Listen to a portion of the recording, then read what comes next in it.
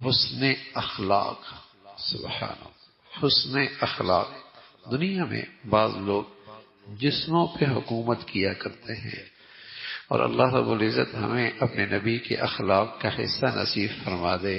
یہ جسموں پہ نہیں، ایسا شخص دلوں پہ حکومت کرتا ہے، دل اس کی طرف کھینچتے ہیں، دلوں کا اس کی طرف میلان ہوتا ہے، دلوں کی محبت اور مٹھاس اس کی طرف چلی آتی ہے۔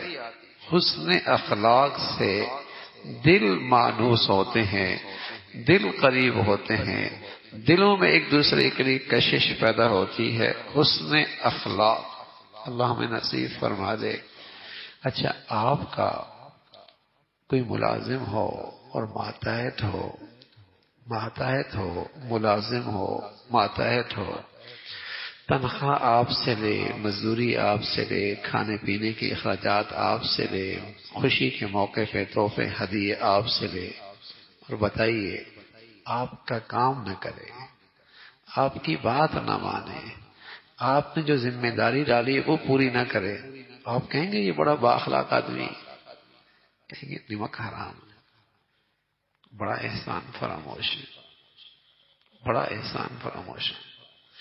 ہم اتنا کچھ کرتے ہیں اور اس کی حرکت دیکھیں، کھاتا ادھر ہے، کام کسی اور کرتا ہے۔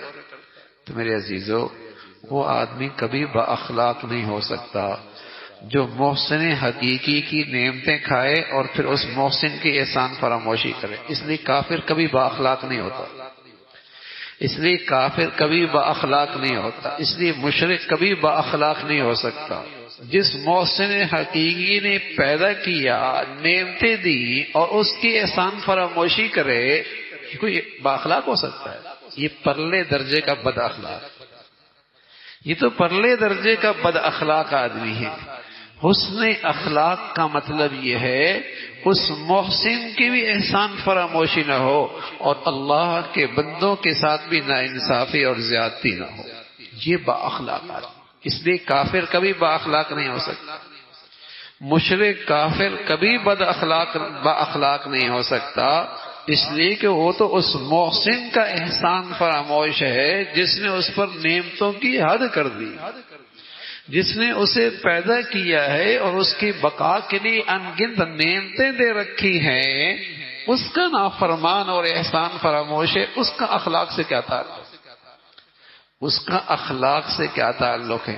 با اخلاق آدمی، حسن اخلاق جس پر ہمارے پیغمبر فائق تھے، انک لعلی خلق عظیم، آپ اخلاق کے سب سے اعلیٰ درجے پر۔ وہ کیا ہے کہ اس محسن حقیقی کی بھی احسان فراموشی نہیں، اس محسن حقیقی کی بھی احسان فراموشی نہیں، اور بندوں کی بھی حق تلفی نہیں، بندوں کی بھی حق تلفی نہیں، اور مخلوق خدا کے جو حقوق اور ذمہ داریاں اس کے سپرد ہیں ان میں بھی کوتاہی نہ کرے، اور اللہ کے بندوں کے لیے بھی موذی اور تکلیف کا باعث نہ بنے۔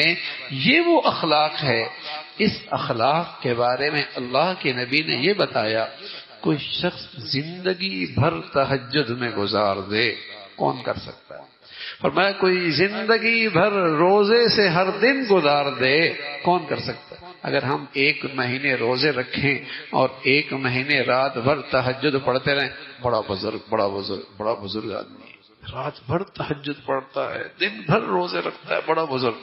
اللہ کے نبی فرمانا کہ ساری زندگی کوئی ایسا کر لے، ساری زندگی، جو مرتبہ اسے ملے گا اچھے اخلاق والا وہی کھڑا، اچھے اخلاق والا وہی کھڑا ہوگا۔ با اخلاق آدمی کی یہ قدر و قیمت ہے، اور اخلاق کی میزان کے ترازو میں یہ وزن ہے۔ پیارے رسول صلی اللہ علیہ وسلم فرمان لگے، 2 عادتیں اور خصلتیں ایسی ہیں جو پشت پر بڑی ہلکی ہیں، میزان کے ترازو میں بہت بھاری ہیں۔ ان میں ایک ہے خاموش رہنا، فضولیات سے احتیاط کرنا، اور دوسرا ہے حسن اخلاق۔ پھر اللہ کے نبی فرمانے لگے، قسم اس پاک ذات کی، اللہ کے نبی کو قسم کھانے کی کیا ضرورت ہے؟ لیکن آپ علیہ الصلوۃ والسلام اپنی امت کی شفقت میں، خیر خواہی میں کہنے لگے قسم اس ذات کی، قسم کھا کے کہنے لگے قسم اس ذات کی جس کے قبضے میں میری جان ہے، مخلوقات کے اعمال میں یہ دو چیزیں بے مثل ہیں۔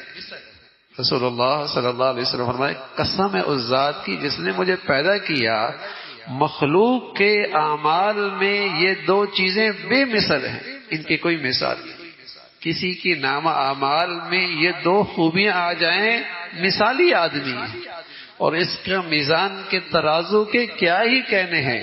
اس لیے رسول اللہ صلی اللہ علیہ وسلم فرمایا کرتے تھے اثقل شیء فی المیزان الخلق الحسن، میزان کے ترازو میں جو چیز سب سے بھاری ہے وہ اچھے اخلاق ہے، میزان کے ترازو میں جو چیز سب سے بھاری ہے وہ اچھے اخلاق ہیں۔